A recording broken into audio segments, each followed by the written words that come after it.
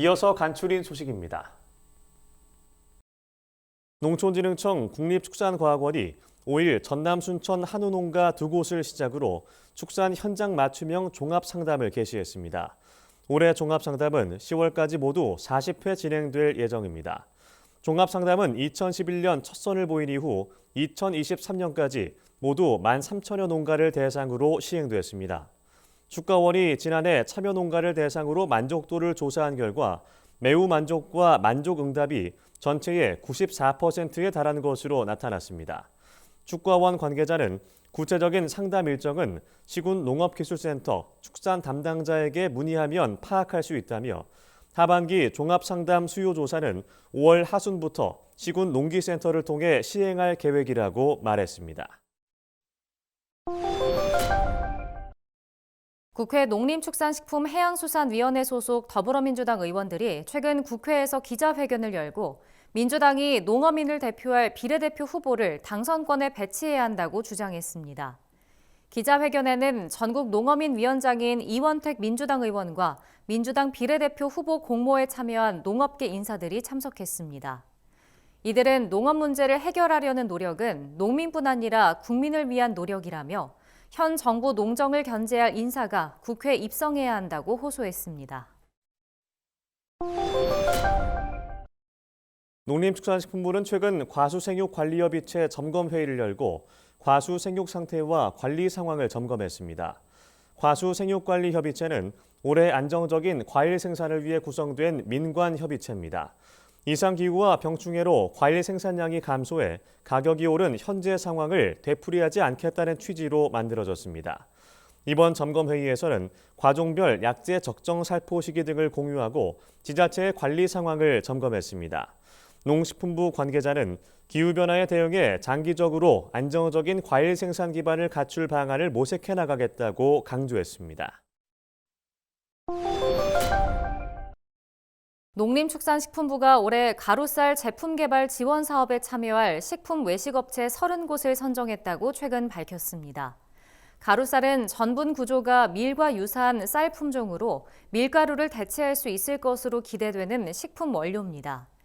이번에 선정된 업체는 식품기업이 25곳, 외식기업이 5곳입니다.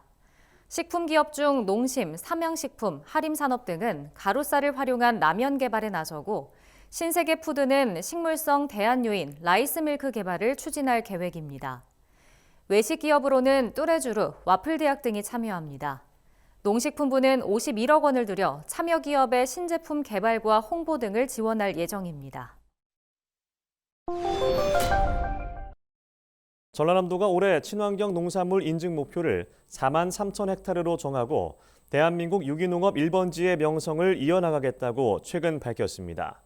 전남도는 목표 달성을 위해 벼 재배 면적을 줄여 타작물 재배량을 늘리고 무농약으로 인증받은 농산물의 단계를 상향해 유기농으로 전환할 방침입니다.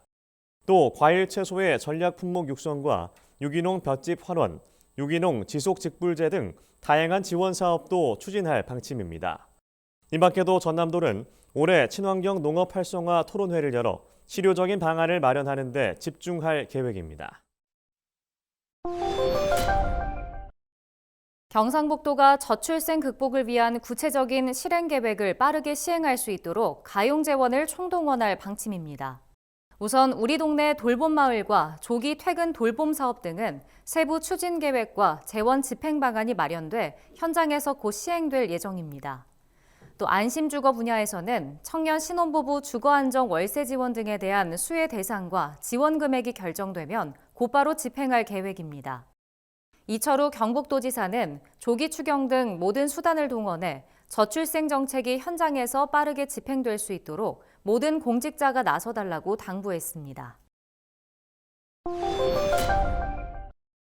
충청남도가 스마트 농업과 관련한 모든 정보를 한 권에 담은 책자를 최근 발간했습니다.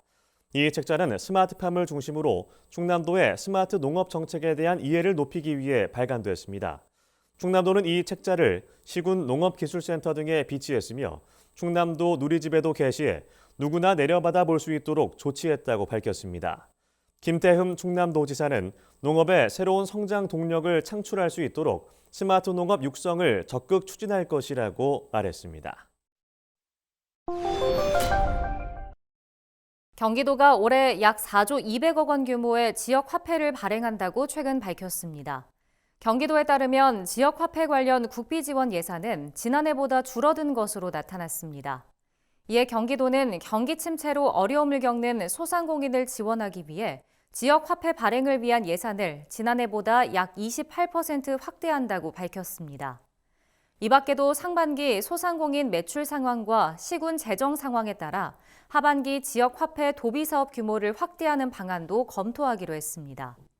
김동연 경기도지사는 앞으로도 경기도는 지역 화폐 제도를 지켜 소상공인과 민생의 버팀목이 될 것이라고 말했습니다.